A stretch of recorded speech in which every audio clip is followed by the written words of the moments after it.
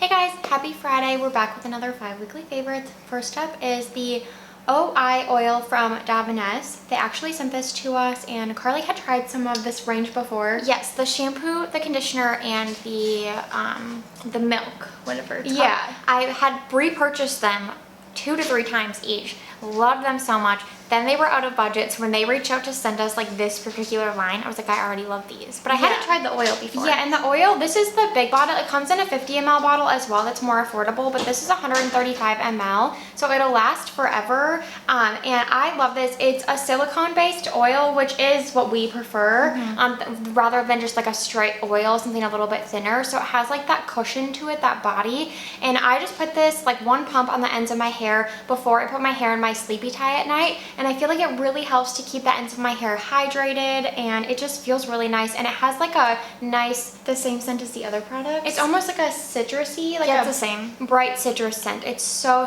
good. And like I said, this comes in a smaller size, so don't let this huge bottle like deter you from purchasing. Food favorite this week, the Trader Joe's chocolate cheesecake bites. They look like this. Let me show you.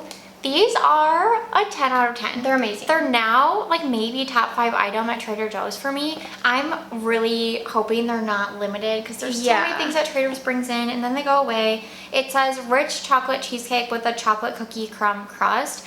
And honestly, typically, I like my cheesecake to just be like vanilla. Like I don't love chocolate cheesecake, but something about the cookie crumb crust with the chocolate cheesecake, like the texture difference, it kind of reminds me of, what's that like pudding, like dirt cake with like the chocolate pudding. Yum, I could go for that. With like, the cookie crumbles on the bottom. It kind of reminds me of that, but you can get that like cheesecake taste from it. They're honestly too small because I love them so much. We each will like have one a night, and I'm like, I need like a big piece. Like these are incredible. Literally so good. I went to Reddit to look for the best lanolin-based lip balm or like lip mask because I love the Lanolips Golden Skin Salve, but that one, I just go through the tube pretty quickly. I think it's like $18, so a little bit out of budget for something I'm using up pretty quickly. And lots of people recommended just straight lanolin, specifically this brand. It's Arto Care Lanolin, and it's mainly for breastfeeding mothers, which I am not, but I did send this to my friend who's about to have a baby, and it's just 100% ultra pure lanolin. It comes in a little squeeze tube. This is the 30 ml size. They also have a mini, but the 30 ml was like less than $10, so really good. And it just has that like thick lanolin texture that I just really love. Like hopefully you can see this. It's so nourishing on the lips, and it does have that kind of earthy lanolin smell, but that doesn't really bother me, and it just really heals my dry lips. I use this every night. You can use it on dry patches on your face. You can use it anywhere that you would use like Aquaphor or Vaseline, and I just prefer this because I think it just like moisturizes a little bit more intensely, and it's so good. Obviously not vegan, but it's amazing for the price. Next is the Verse Buff It Out AHA Exfoliating Body Scrub. So this is a mix of a AHA exfoliator, like a chemical exfoliator, plus a physical exfoliant. The physical exfoliants in here, it says superfine pumice.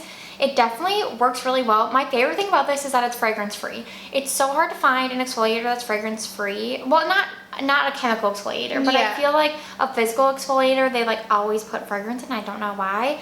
And Verse sent us this a while ago, I think, but I just got around to using it. And honestly, it says you shouldn't use it on your face, but I've been putting it on my face because I rotate my Retin-A and a Paula's Choice 2% BHA solution like every few nights. And between those two products, it really like overturns my skin. But I find that after a few days, it does start to like kind of get flaky and dry. And I never really had a product to just get rid of that. I've tried a few things. And so I started putting this on my face like when I'm in the shower. And it works so well. I am really gentle. Like I put it on and just like lightly rub it in circles as to not like over irritate my skin. And then I make sure that my eyes are like completely closed until I feel like all the little beads have been like washed off, because it could be really bad if you got it in your eyes. And then I have used this on my body as well, and it works great both ways. I love the cap. It's like a, like you open it and squeeze it out and then close it. So it's so nice in the shower because you're not like trying to like fumble around to take the cap off. It's really good. We love Verse products, and we had never really tried this one. And so when I pulled it out and loved it, I was like, why haven't I tried this sooner? Like I really really love it. And great for before self-tanning too. Okay, and our movie TV pick of the week is The Holdovers starring Paul Giamatti. We watched this on Peacock a couple weeks ago, actually. And it was an instant love affair for us. Oh my gosh. Instant 10 out of 10. We love Paul Giamatti in general, and I was excited to watch it. Like, I'd heard good things. Obviously, they were nominated for an Oscar and Golden Globe. And if you're unfamiliar, it's about Paul Giamatti plays a professor at a all-boys like boarding school that he had attended as a child as well. And he's kind of known as that teacher that's like a little too hard on the students, not very forgiving, warm. Yeah. And he is assigned to take care of the holdovers during their Christmas break, so any students that can't go home for whatever reason. So I think at the beginning of the movie there's a total of like 5 boys that have to stay under Paul's watch. Well, what's his name in the movie? I forget his name.